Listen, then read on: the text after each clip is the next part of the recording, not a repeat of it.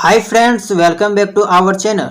तो दोस्तों, जैसा कि आपको पता होगा कि पिछले नोटिस के अकॉर्डिंग जो है वो आपका झारखंड बीएड का काउंसलिंग जो है वो 8 दिसंबर से ऑनलाइन स्टार्ट होने वाला था। लेकिन आज जो है वो 9 दिसंबर हो गया और अभी तक जो है वो काउंसलिंग से रिलेटेड कोई भी ऑफिशियल नोटिस जो है वो नहीं दिया गया है।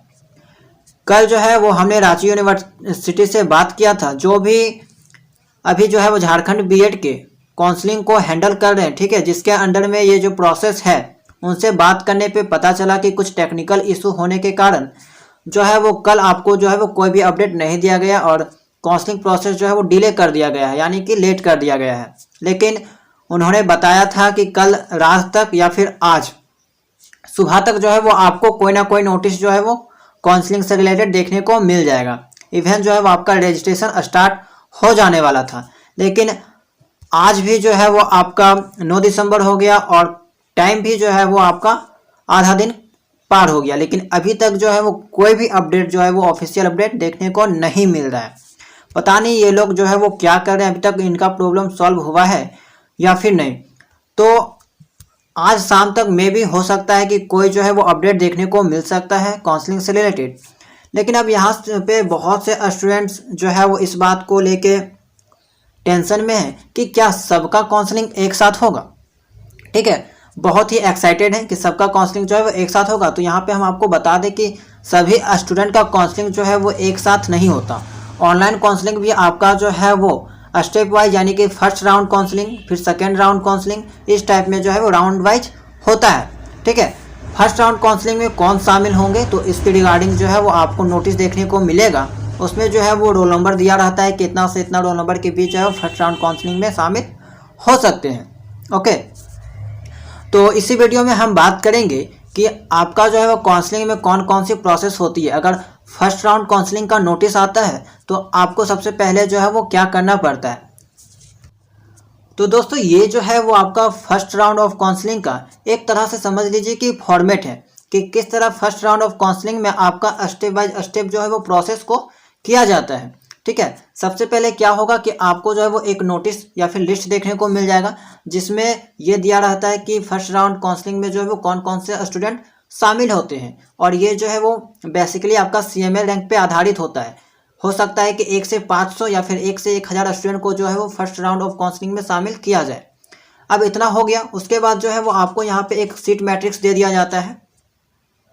अब यहाँ से क्या होता है कि आप कॉलेज को चुन सकते हैं, सीट को चुन सकते हो कि कौन कौन सा कॉलेज जो है वो आपके ऑप्शन में है। तो फर्स्ट राउंड काउंसलिंग में जो है वो आपका लगभग सभी कॉलेज रहता है और सभी सीट जो है वो खाली रहता है। उसके बाद सेकंड प्रोसेस क्या है कि आपको जो है वो ऑनलाइन रजिस्ट्रेशन करना होता है। और ये जो टाइम है आपका डिस्प्ले ऑफ सीट मैट्रिक्स, ये 1 दिन का टाइम इसमें दिया जाता है जनरली। उसके बाद जो है वो online registration, uploading of certificates, उसके बाद जो है वो आपको ऑनलाइन रजिस्ट्रेशन करना होता है और इसमें जो है वो आपका 5 से 6 दिन का टाइम दिया जाता है। ठीक है, ऑनलाइन रजिस्ट्रेशन हो गया और इसी में जो है वो आपको फीस पेमेंट्स वगैरह जो है वो काउंसलिंग का करना होता है। उसके बाद जैसे ही आप पेमेंट करते हो, आपको वहाँ पे जो है वो सर्टिफिकेट्स वगैरह जो है वो अपलोड करने के लिए दे दिया जाता है। एंड उसके बाद जो है वो आप इसी सीट मैट्रिक्स के अकॉर्डिंग जो है वो आप यहाँ पे अपना सीट अलॉट कर सकते हो। ठीक है, चॉइस फिलिंग कर सकते हो कि आपको जो है वो कौन कौन से कॉलेज के कौन से कॉलेज में जो है वो एडमिशन चाहिए। ठीक है, यहाँ पे करीबन इस बार बताया गया है कि 10 कॉलेज आप सिलेक्ट कर सकते हो। तो 10 कॉलेज जो है वो आप सिलेक्ट करके रखिएगा इस सीट मैट्रिक्स से। ओके, उसके बाद जो है वो जैसे ही आप इस प्रोसेस को करके सबमिट कर दोगे, आपको जो है वो ये चीज़ देखने को मिल जाएगा, issue of provisional seat allotment letter. और ये कब देखने को मिलेगा, ये सारा प्रोसेस जब खत्म हो जाएगा, यानी कि इसमें करीब मान लीजिए कि 5 से 6 दिन का वक्त मिलता है। उसके बाद इसमें जो है वो इसमें भी 5 से 6 दिन का वक्त मिलता है।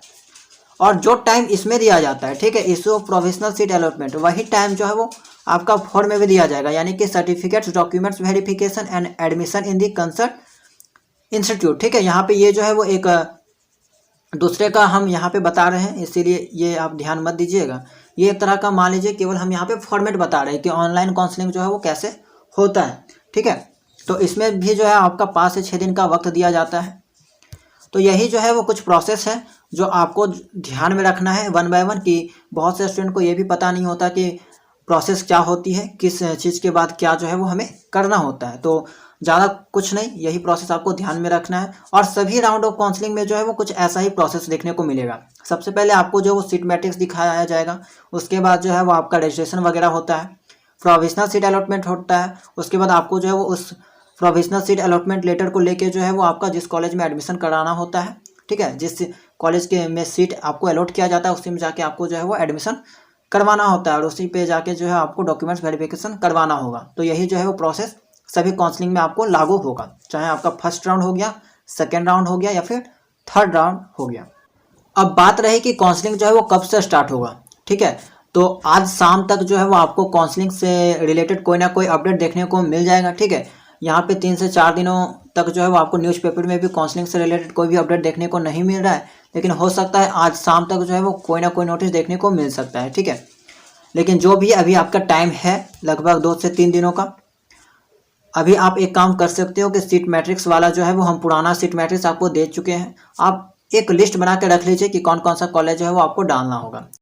तो दोस्तों जैसे ही आपका झारखंड बीएड के काउंसलिंग से रिलेटेड कोई भी अपडेट आता है, हम आपको जो है वो इस चैनल के माध्यम से सबसे पहले इन्फॉर्म कर देंगे, ठीक है। तो अगर आप इस चैनल में नए होंगे तो चैनल को सब्सक्राइब जरूर कर लीजिएगा और वीडियो को लाइक जो है वो जरूर कर लीजिएगा। अगर आप टेलीग्राम चैनल से नहीं जुड़े हैं तो वहाँ से भी जुड़ सकते हैं, क्योंकि वहाँ किसी कारणवश जो है वो वीडियो नहीं बन पाती है तो हम जो है वो आपको टेलीग्राम चैनल के माध्यम से जो है वो अपडेट कर देते हैं। ओके, तो मिलते हैं नेक्स्ट वीडियो में किसी नए अपडेट के साथ।